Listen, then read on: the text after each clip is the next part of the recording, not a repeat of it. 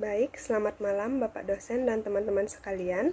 Sebelumnya terima kasih atas waktu yang diberikan kepada kelompok kami. Di sini kami dari kelompok 3 akan mempresentasikan hasil kerja dari kelompok kami. Sebelum itu, alangkah baiknya kami untuk mengaturkan panganjali umat terlebih dahulu. Om Swastiastu. Kami dari kelompok 3 yang terdiri dari saya sendiri Nilo Januati, yang kedua Putu Diah Pratiwi, yang ketiga Niputu Devianti, dan terakhir Nikade Indah Masukreni akan mempresentasikan tentang hukum permintaan dan penawaran. Baik, yang pertama, hukum permintaan dan penawaran. Teori permintaan dan penawaran mendasari pemahaman terhadap konsep pasar. Pengertian pasar tidak hanya dengan menunjukkan lokasi fisik, tetapi pasar lebih menunjukkan pada adanya hukum atau ketentuan tawar-menawar atau negosiasi untuk transaksi pertukaran antara pembeli dan penjual. Permintaan dan penawaran berkaitan dengan interaksi antara penjual dan pembeli. Interaksi ini akan menentukan tingkat harga yang berlaku dan jumlah komoditas yang diperjualbelikan. Interaksi tersebut dapat diterangkan melalui teori permintaan dan teori penawaran. Yang pertama, teori permintaan. Teori permintaan menerangkan sifat dari permintaan pembeli pada suatu komoditas serta menerangkan hubungan antara jumlah yang diminta, harga, dan pembentukan kurva permintaan. Suatu komoditas dihasilkan oleh produsen karena dibutuhkan oleh konsumen, dan konsumen bersedia membelinya. Konsumen mau membeli komoditas yang mereka perlukan apabila harga produk tersebut sesuai dengan keinginannya.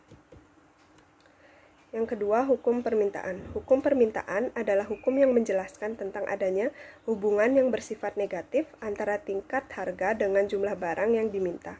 Apabila harga naik, jumlah barang yang diminta sedikit, dan apabila harga rendah, jumlah barang yang diminta meningkat. Dengan demikian, hukum permintaan berbunyi, semakin turun tingkat harga, maka semakin banyak jumlah permintaan barang. Dan sebaliknya, semakin naik harga, semakin sedikit jumlah permintaan barang. Faktor yang mempengaruhi permintaan barang. Yang pertama, perilaku konsumen atau selera konsumen. Yang kedua, ketersediaan dan harga barang sejenis pengganti dan pelengkap. Yang ketiga, pendapatan atau penghasilan konsumen. Yang keempat, perkiraan harga di masa depan. Dan banyaknya atau intensitas kebutuhan konsumen. Baik, selanjutnya saya akan menjelaskan mengenai kurva permintaan.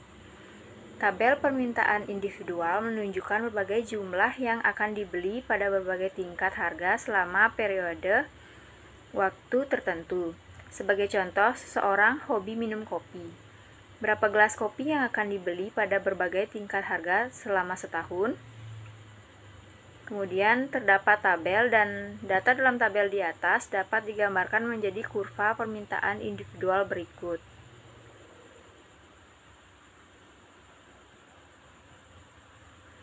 Pada tingkat harga Rp1.000 akan dibeli 60 gelas.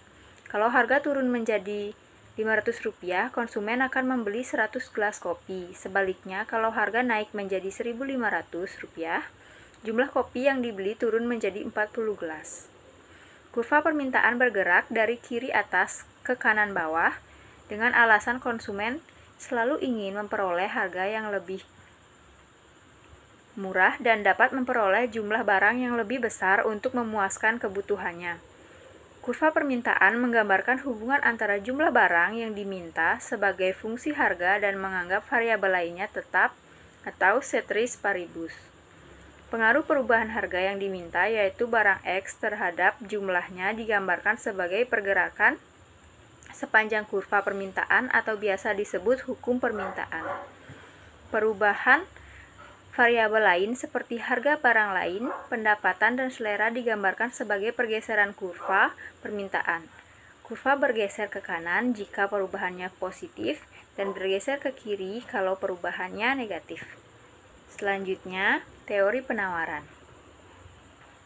Teori penawaran menerangkan sifat dari para penjual dalam menawarkan komoditas yang akan dijualnya. Menurut Sugiarto pada tahun 2007.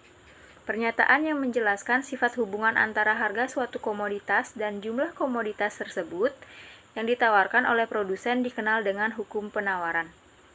Pada umumnya, semakin tinggi harga suatu komoditas, semakin banyak jumlah komoditas tersebut yang akan ditawarkan oleh penjual. Sebaliknya, semakin rendah harga suatu komoditas, semakin sedikit jumlah yang ditawarkan oleh penjual. Baik, di sini saya akan melanjutkan presentasi dari teman saya. Untuk materi selanjutnya yaitu hukum penawaran. Hukum penawaran menunjukkan keterkaitan antara jumlah barang yang ditawarkan dengan tingkat harga. Dengan demikian, bunyi hukum penawaran berbunyi, semakin tinggi harga, semakin banyak jumlah barang yang ditawarkan. Sebaliknya, semakin rendah harga, semakin sedikit jumlah barang yang ditawarkan. Faktor yang mempengaruhi penawaran: yang pertama, biaya produksi; yang kedua, teknologi; yang ketiga, harga barang pelengkap dan pengganti; yang keempat, pajak; yang kelima, perkiraan harga barang di masa datang; yang keenam, tujuan dari perusahaan. Berikut contoh dari tabel dan kurva penawaran. Dari tabel di atas diketahui pada saat harga 5.000, jumlah penawaran 80 unit, dan kalau harga turun menjadi 4.000, jumlah barang yang ditawarkan juga turun menjadi 70 unit, dan seterusnya. Secara grafik, tabel 4.2 tersebut digambarkan dalam grafik 4.3. Kurva penawaran bergerak dari kiri bawah ke kanan atas, karena seorang penjual berharap pada harga yang lebih mahal akan menjual jumlah yang lebih besar agar dapat memperoleh keuntungan yang lebih besar. Kurva penawaran menunjukkan berbagai jumlah barang yang seorang penjual bersedia menawarkan dengan berbagai harga, ceteris paribus. Dalam keadaan ini, maka kurva tersebut menaiki dari kiri bawah ke kanan atas. Kurva ini merupakan pembatas di mana semua yang di atasnya mungkin terjadi dan yang di bawahnya tidak. Pada setiap tingkat harga, penjual bersedia menjual barang, tetapi mereka tidak dapat dirangsang untuk menjual lebih. Dari segi jumlah, maka kurva penawaran menunjukkan harga minimum yang mendorong penjual untuk menjual berbagai jumlah. Penjual mau menerima harga yang lebih tinggi untuk jumlah tertentu, tetapi tidak lebih rendah. Baik, selanjutnya saya akan menjelaskan pentingnya analisis permintaan dan penawaran. Menurut Sugiharto 2007, analisis permintaan dan penawaran merupakan alat yang penting untuk pertama, memahami respon harga dan kuantitas suatu komoditas terhadap perubahan variabel-variabel ekonomi seperti teknologi, selera konsumen, harga komoditas lain, dan harga faktor produksi.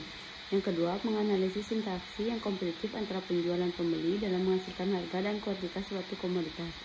Yang ketiga, menunjukkan kebebasan yang diberikan pasar kepada konsumen dan produsen. Yang keempat, menganalisis efek berbagai intervensi kebijakan pemerintah di pasar seperti pengendalian harga, kuota, pajak, subsidi, dan lain-lain.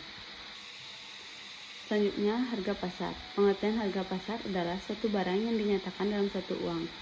Tidak setiap barang memiliki harga, hanya barang ekonomi sajalah yang memiliki harga, sebab untuk memperolehnya memerlukan pengorbanan yang menyebabkan adanya penawaran adalah faktor kelangkaan atau kejarangan. Sehingga barang itu memiliki harga karena barang itu di satu pihak berguna dan di pihak lain barang itu jumlahnya terbatas atau langka. Harga keseimbangan. Dalam ilmu ekonomi, harga keseimbangan atau harga equilibrium adalah harga yang terbentuk pada titik pertemuan kurva permintaan dan kurva penawaran. Terbentuknya harga dan kuantitas keseimbangan di pasar merupakan hasil kesepakatan antara pembeli dan penjual, di mana kuantitas yang diminta dan yang ditawarkan sama besarnya.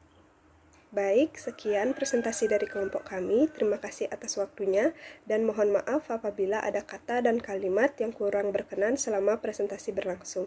Akhir kata, kami ucapkan terima kasih dan ditutup dengan para mesanti. Om Santi Santi Santi Om.